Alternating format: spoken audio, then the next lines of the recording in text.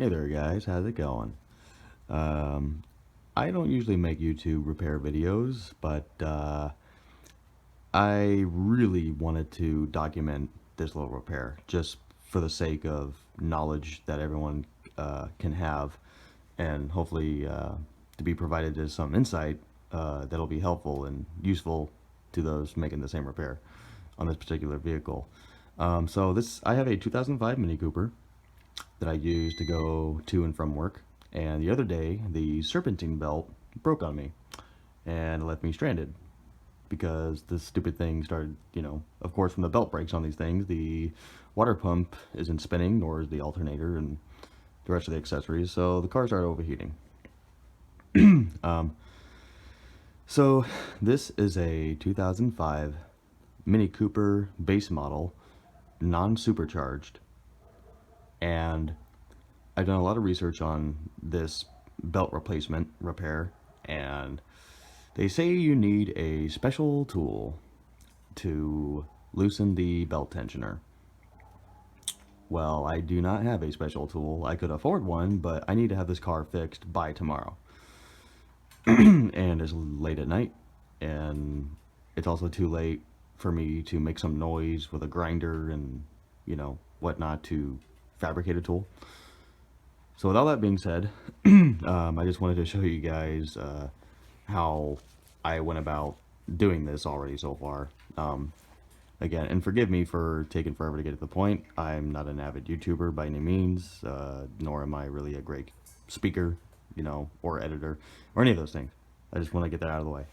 But I am going to show you guys, I guess, perhaps the hardest part many people claim about replacing the belt on one of these Mini Coopers. Now, I know it's a little different between the supercharged and non-supercharged models, and also, I guess, from the first gen to the second gen Coopers. But regardless, if you have a first gen Mini Cooper, I think it's 2002 to 2007, if I'm not mistaken. I don't know jack shit about BMWs, Mini Coopers, or really any European vehicles in general. I'm a Mopar guy, a Dodge Chrysler guy.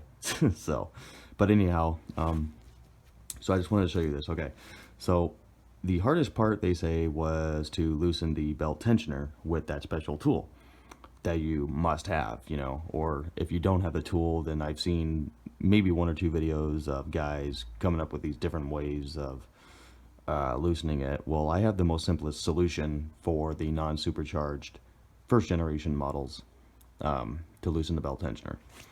I'm going to show you just real quick right now. Okay. So,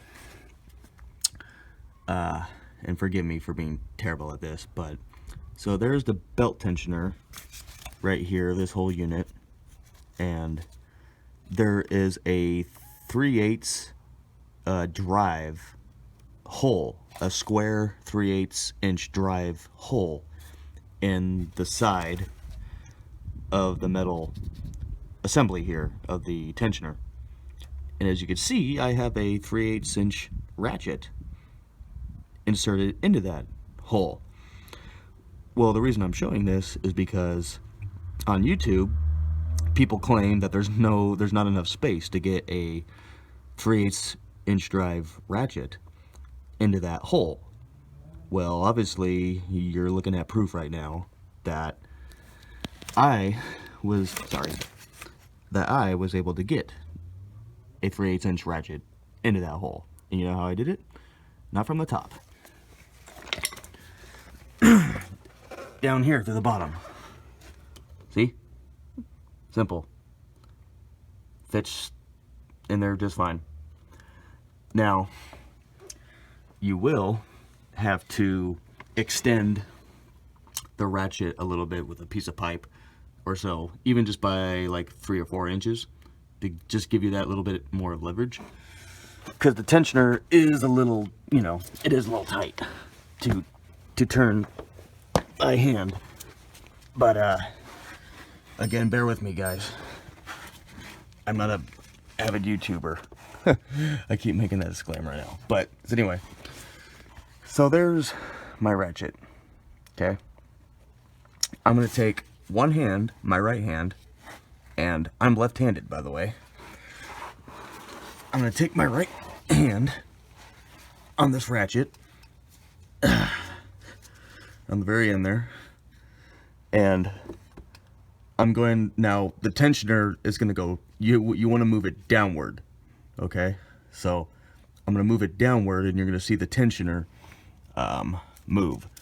It takes a little bit of strength without any extension. That's why I say you're gonna need an extender pipe, okay? You're still gonna need at least 4 inches of pipe to give you that much more leverage. But here it is without any leverage. Let me just do it. You can see it moving.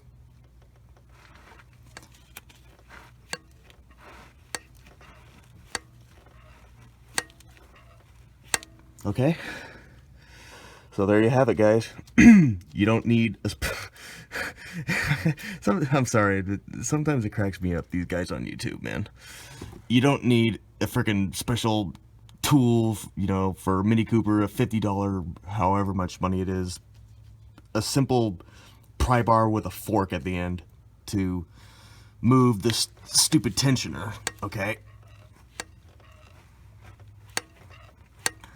A 3/8 inch ratchet will fit into that hole just fine. Alright, I'll take it out just so you guys can see real quick, if I can get the lighting correct. Sorry, it's middle of the night and I'm trying to... There we go. Stay right there. Alright. So you see that hole? 3/8. This guy will fit in there perfectly. Okay? Let me try to get it back in there now.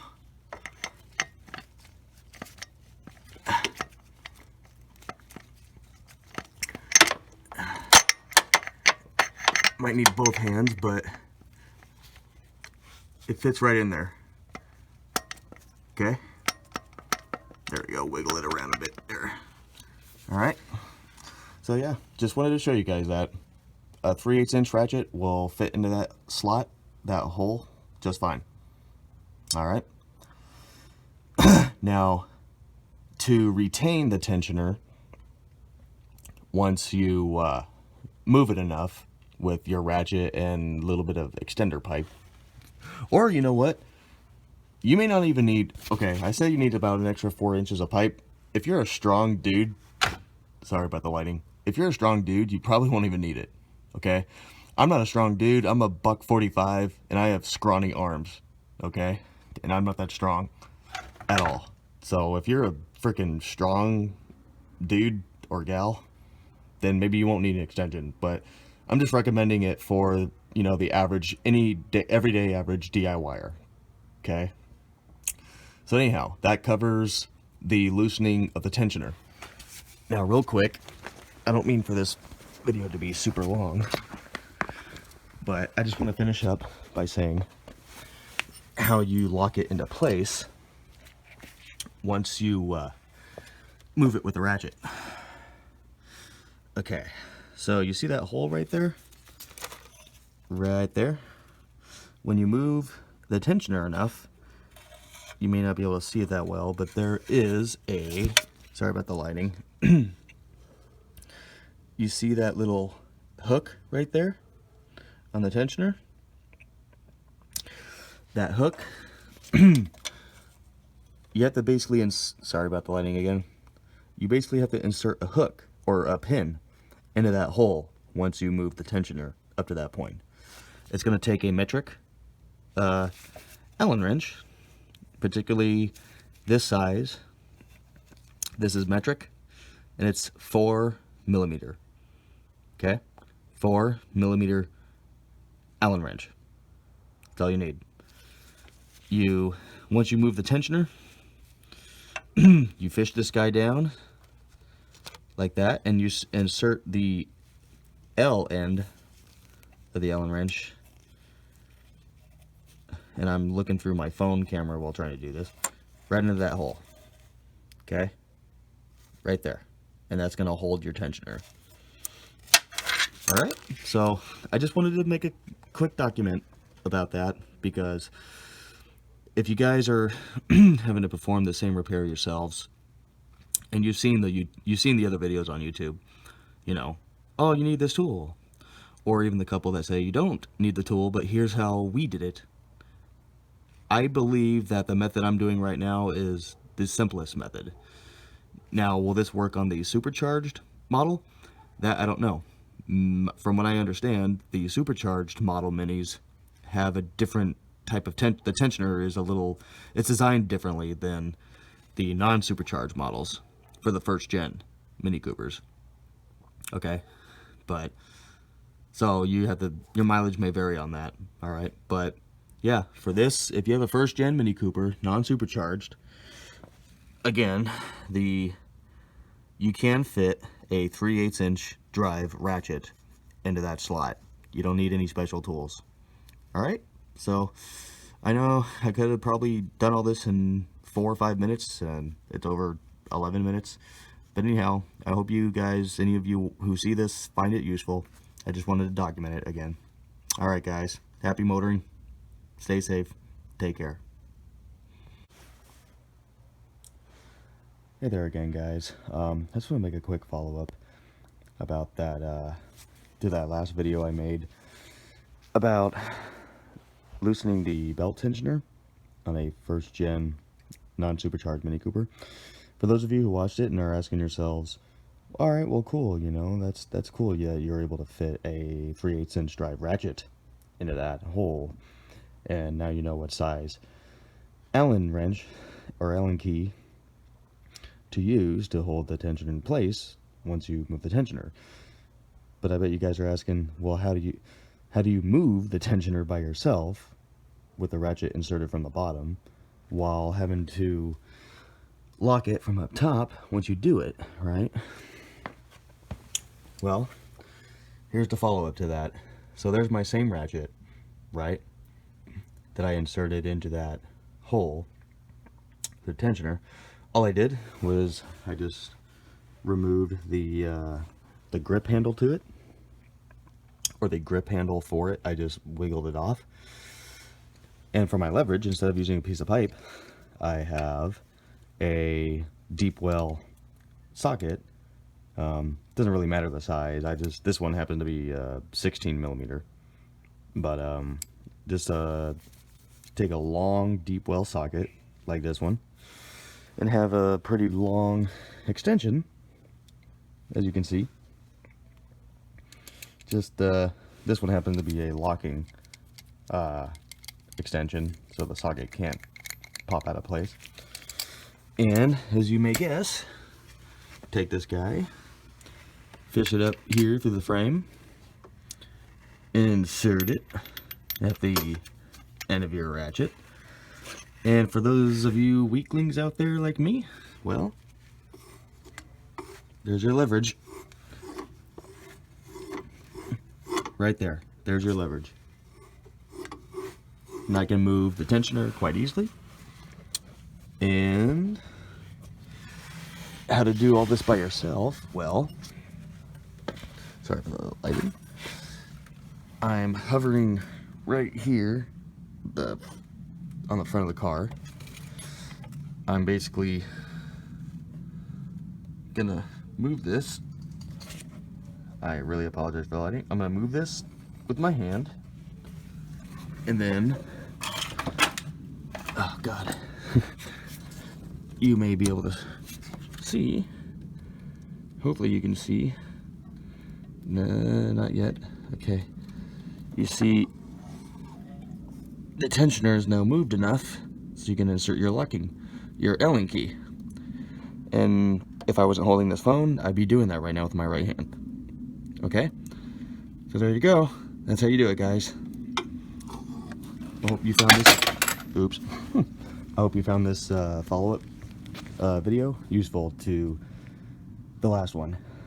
All right, very simple. No special tools. You don't even. I said you needed a pipe as an extension, and 4 inches at that. Yeah, well, nah, you'll need more than 4 inches. I think maybe some of you guys had better common sense than I did to know better. but here it is. Just a deep well socket and a long extension fitting at the end of your ratchet. And there's your leverage. All right, guys. Again, I hope you found that useful. And again, stay safe and happy motoring. See you next time.